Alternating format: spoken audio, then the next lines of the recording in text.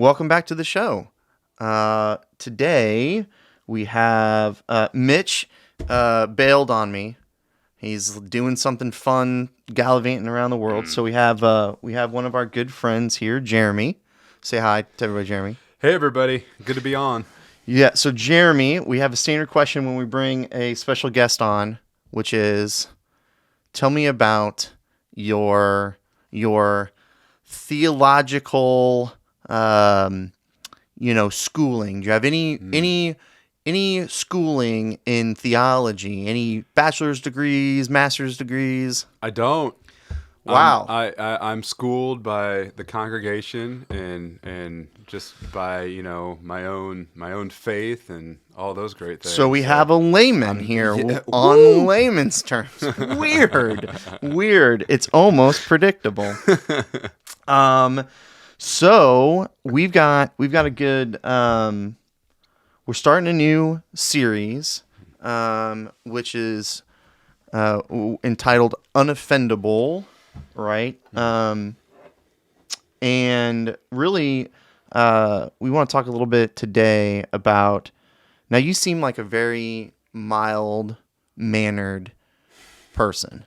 Most of the time. There might be some that argue against that, but I try to be. Yeah, you seem very mild-mannered. I am not mild-mannered. I usually let things make me mad quick. I'm quick to anger and slow to let go of said things. But you remind me a little bit like Bruce Banner.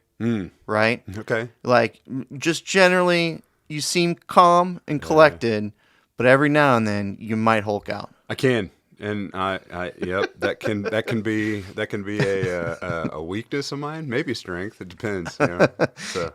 Is that a? Do you think that is a reflection on you being a middle school teacher? Yeah. I mean, look at a middle schooler.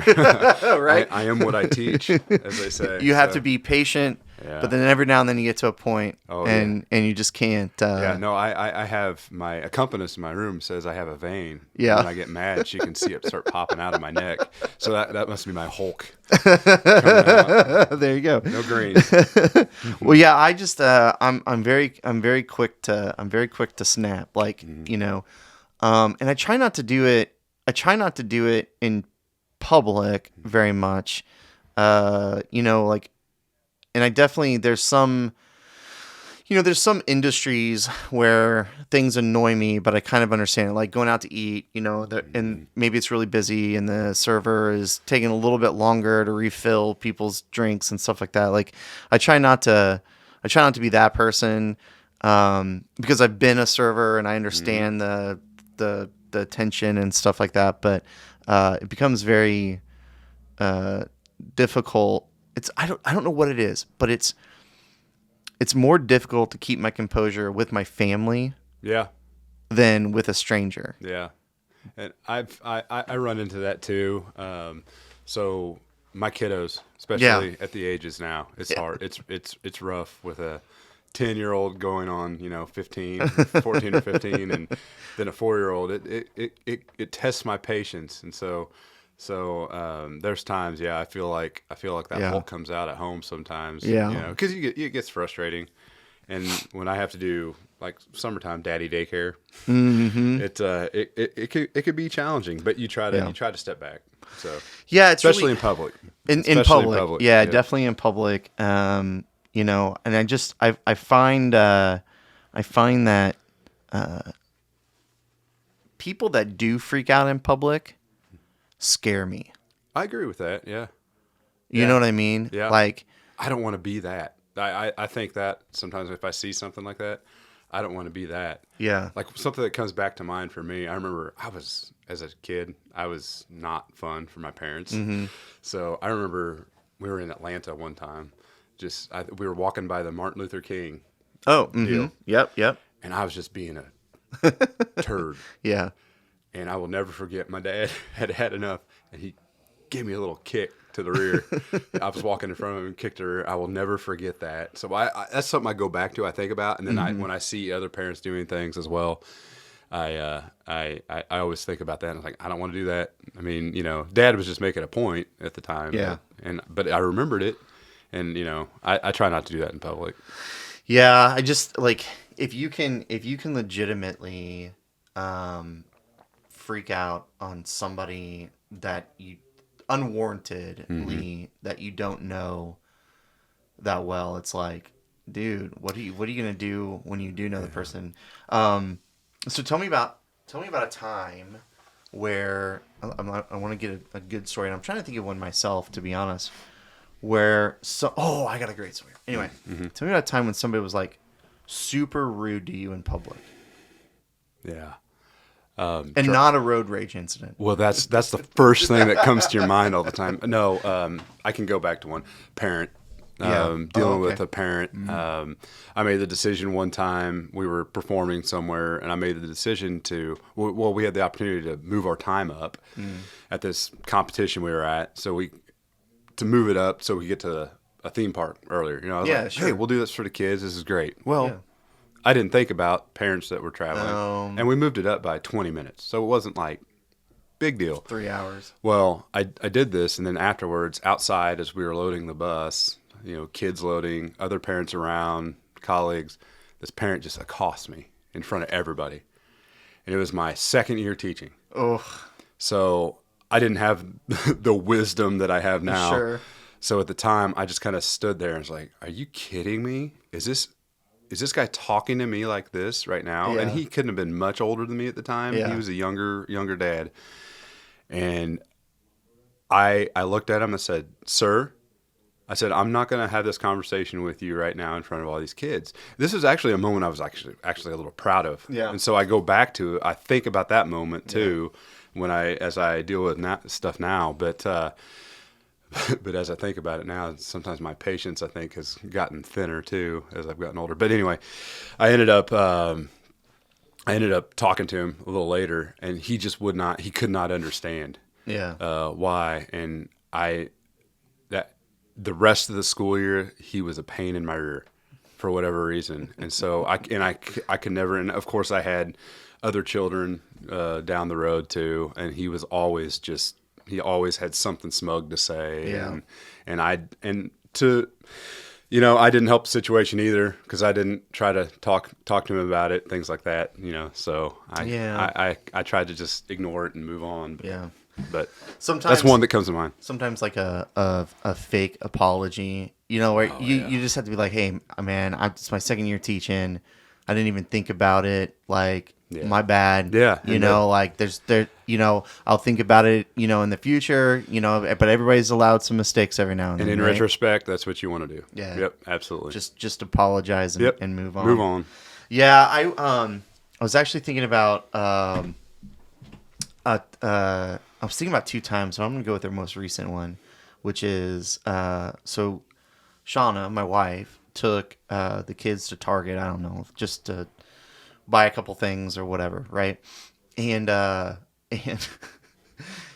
so we're big into letting our kids experience life, right? So like, and my parents did this with me, so if you're buying something with your money as a kid, we let you do your own transaction, pay for it, get the change, make sure you get the right change, right? Understand that, it's $3.99, but there's tax on there that you got to pay for, So we're very, now, we don't make the kids buy everything for themselves, right? But, they've got a little spending money from Christmas and stuff like that. So every now and then they'll want a pack of gum or they'll want something, right? Okay. So she's there, she does her transaction, and then Piper's buying some little necklace or something, right? Okay. Yep. So it goes through, and she's like counting the money out. Now, she's a 3rd grader at the time, and she's counting it, and the dude checking her out looks at her and goes, honey, you need to hurry up. There's a line. Ooh. Yeah. Yeah. Now, By the way, Sean, if you're listening to this right now, I know you're immediately mad right now. Uh-oh. She's so hot about it. I probably would have been too. Yeah. it's kind of one of those things. Like, I don't know how I would react in this situation because, you know, I was a manager in retail for, I don't know, years, right? And I can take people being rude to me all day long. Like, it doesn't bother me. Like, just from all those Part of it. years, you know, and you know, cussing at me or calling me names or whatever. It's like whatever. What bothers me is when people are rude to other people. Like, if somebody's rude to one of my employees at the time, that's where all my stories are. Where like some old man threw some change at one of my customer service girls or something, you know. And so, like, I don't know what I would do in that situation because part of me, if the guy was doing it to me, I would have just gone slower. Yeah. Right? Yeah. I would have been like, oh, I'm going to sorry. make your experience worse. Yeah, yeah, yeah. But, you know, to my kid, though, you know, I don't know how I would handle that situation, right? So, you know, and I think that this is really like the rub, right? As a Christian, is that you're supposed to be forgiving and empathetic and understand and put yourself in other people's shoes and all that kind of stuff. But it is really hard sometimes. Extremely. And I try, and I guess this is, as you grow older, as you gain some more of that wisdom as you grow, you learn, I think, you figure and you feel things out better. So you step back in situations. But even now, yeah, I try to keep centered to Christ in things I think about now, I guess. But there's times I still react, and for whatever reason, I found myself doing that lately, like more reacting and not stepping back. And so, that's something that I think about quite a bit. But it's hard to keep that, especially when something like watching your daughter get berated by some dude when she's trying to learn, or having some parent come up to you and berate you in front of your students and other parents and colleagues, and that happens more often than not.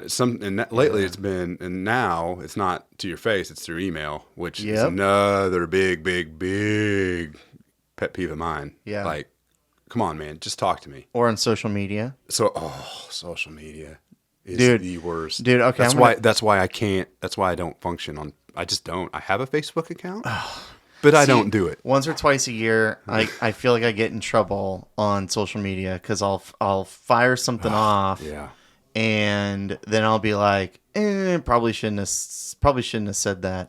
It's usually nothing crazy, but it reminds me of, so we'll get into it. Not to open some fresh wounds from the election on Tuesday. Ooh. But what's surprising about social media is, there's all these posts on Facebook, right? Of people trying to legitimately, like, I posted a post of trying to understand so for people that don't know, we had a proposition come up to raise our taxes to, pay the teachers more money, right? And get 3 new security officers, which I wish they would have separated those two questions and really, like, because I feel like the resource officers probably would have passed on its own. Because one, it was only like $220K, right? Yeah. That's not very much as a levy, right? And we need it. We only have one for the whole district, which is nuts. Yeah. But they lumped them together. Okay.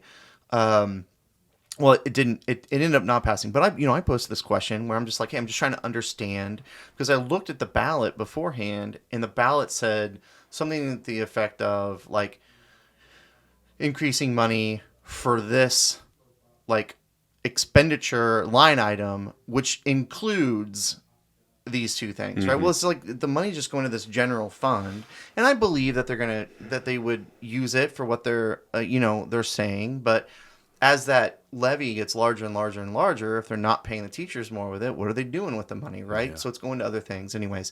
So that was my concern, was like, is it going to go directly to the teachers, right? Because that's what I want. Like, absolutely. If it's about teacher pay, which I looked into it, I think we've got an issue with teacher pay compared to some of our local districts. I want to make sure that if it's our money going, that it goes to the teachers, right? Okay. Well, dude, man, like simple question, a couple of simple questions, and then it's like World War III, Yeah. and people are like, you'd have a teacher post something, like maybe trying to answer the question or, whatever. Mm-hmm. And then you'd have this person that obviously was, had a student in the district under that teacher be like, you don't need any more pay. You're a terrible teacher. It's like, holy cow. It's just toxic. It's so bad. bad. Well, that's exactly what I know. And in fact, I've typed comments, but I don't post them. Yeah. I'm like that. And me, I shy away from. I try to shy away from conflict whenever I can. That's just what I do, especially public conflict. That's why it's so uncomfortable for me when I have to deal with a parent. I'll do it. That's part of my job. Yeah. But I shy away. I try to keep everything nice and down the middle as much as I can. I might take a little bit. I'll give some too, kind of thing. But no, that social media piece, it just becomes so toxic. It really is. And I think for me, I'm going to say something controversial, very controversial. I think sometimes Christians are the most offendable people out there, which is uniquely sad. It is. Because we're called to forgiveness. Now, we'll make a distinct point that I don't like the term forgetting, right? Forgive and forget. Like no, you don't necessarily. There's a lot of things in life you shouldn't. It's always forget, there, right? Oh yeah. And so for me, it's the forgiveness portion is moving past your right to be angry. Yeah. Right. Yeah. And so I think that's really the key is giving up your right to be angry in the moment, right? And so for me, it's like what's weird is these and I'm not saying I don't have grudges. I have a very unique grudge that I won't get into, but you are so angry from something that potentially happened years ago. Yeah. Right? That it's easy to fire off a comment when you know the person, and they know you. It's like this crazy to me. Like, get over it. Forgiveness, though, I think there's healing comes together with forgiveness. I think a lot of people, and sometimes whether something's happened to you or if you've been the agitator or whatever, I think there's a process of healing that has to happen as well.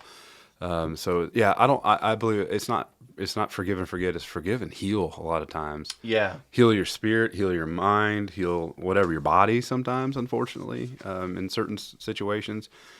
But but forgiveness and healing, I think, go hand in hand in a lot of those situations. Yeah. I mean, I guess, let me ask you a unique question here.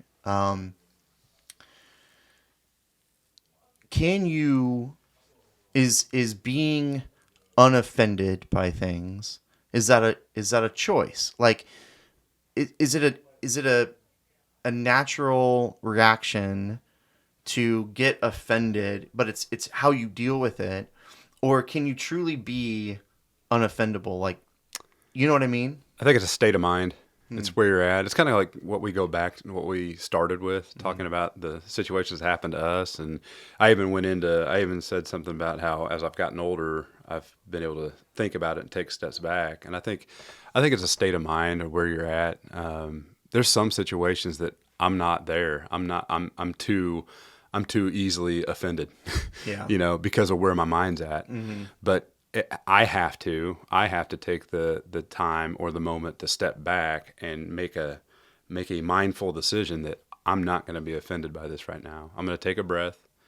I'm going to think about this, and then I'm going to deal with it. Yeah. And I think that's the hard thing to do. And then as a Christian, we have to keep that Christ part of it, in our midst or in our center as well. So, and that's a hard thing to do, I think. Yeah, the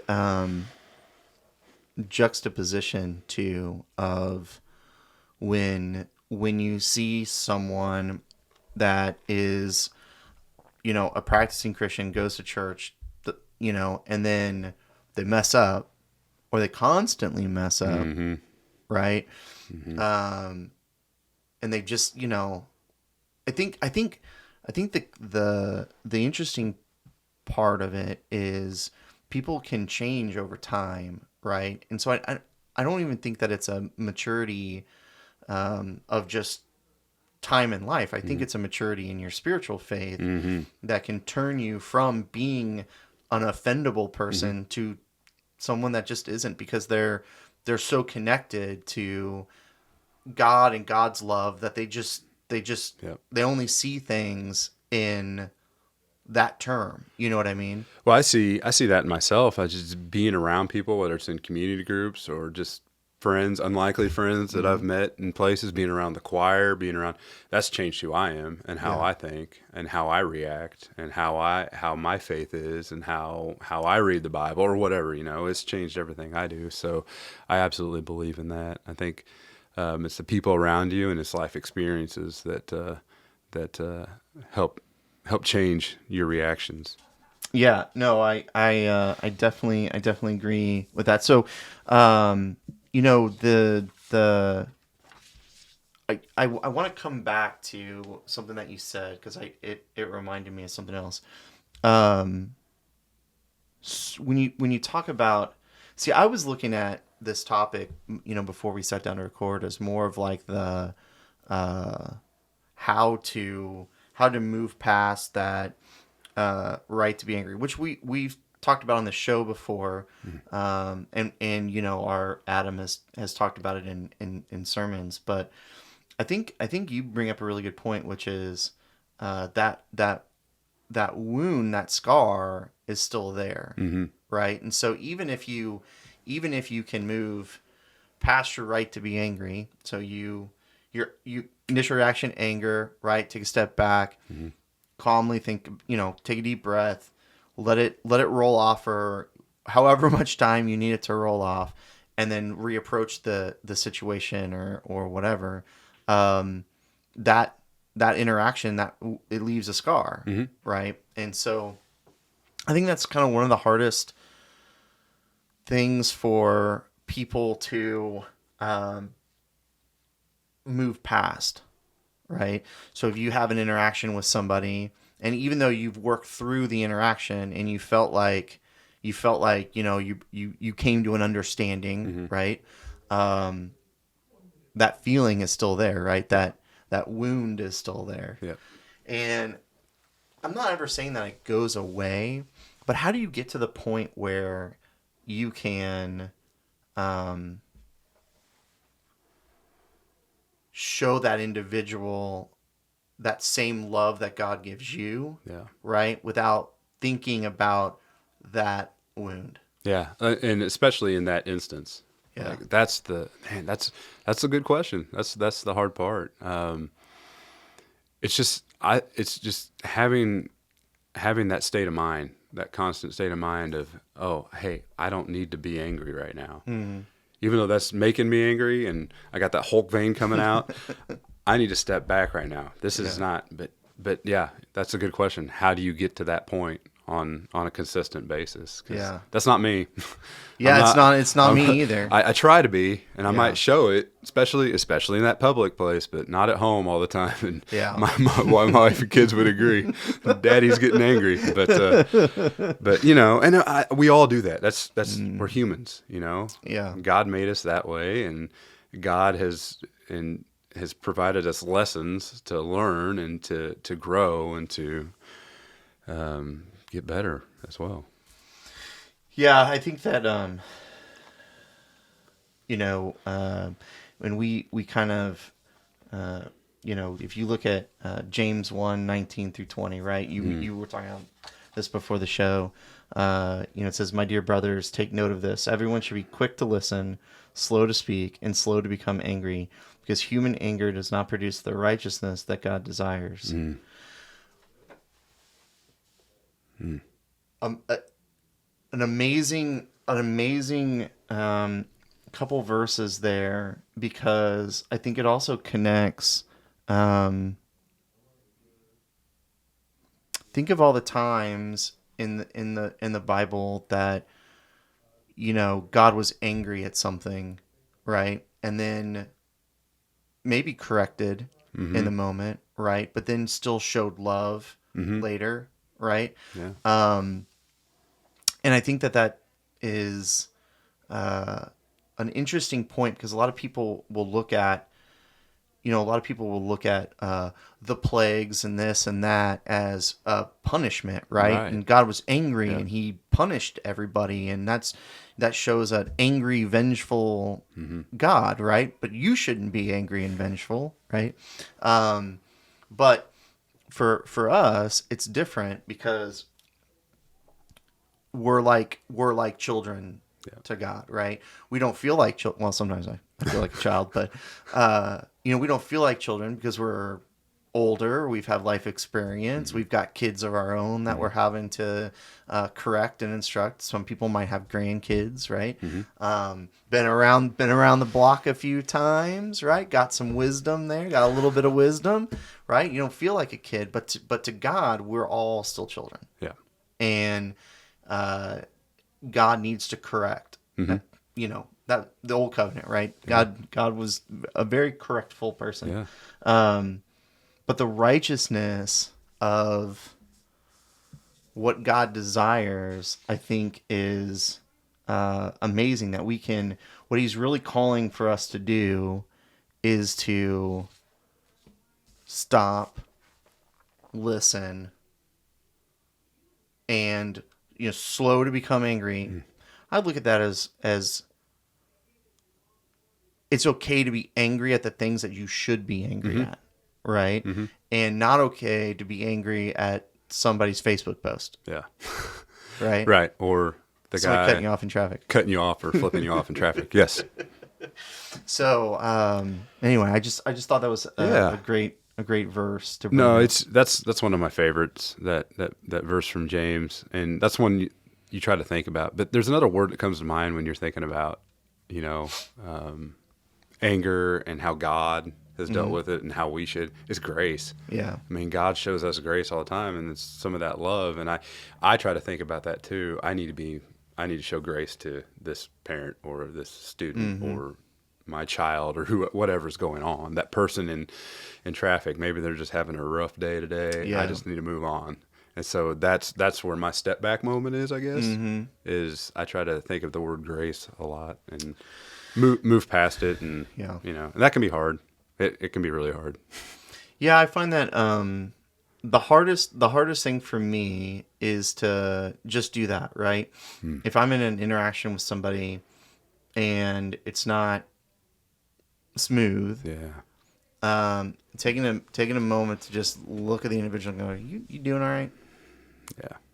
You doing okay? Yeah. You're coming off a little angry, a little whatever the emotion is. I'm just like, you okay? Like everything good? I don't do that very often. I should do it more, but I've done it a few times, and I don't think it's ever gone poorly. Yeah. Right? Usually people kind of stop at that point and they're like, huh? What do you Evaluate what's going on. Like, Yeah. why aren't you yelling at me back? Right? And I think that is maybe the tip for the day, right? Yeah. Is how do we going through the week, this week, instead of showing somebody our anger maybe at their infraction on our life, how can we stop for a moment and just, hey, are you doing okay? Yeah. No, I like that a lot. Yeah. Are you doing okay?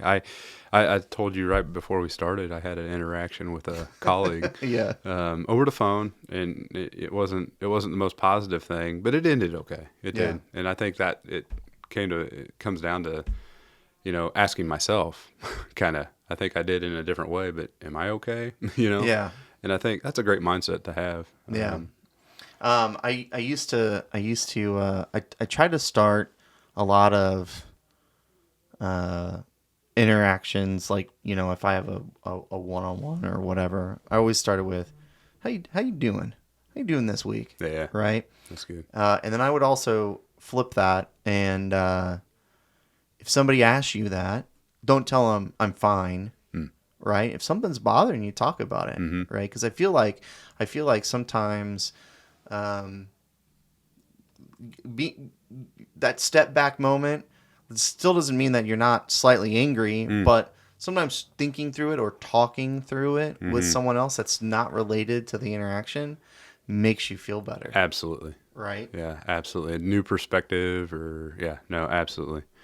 It calms you down, anytime you can get away or have something else refocus you. Absolutely. Yeah. Yeah.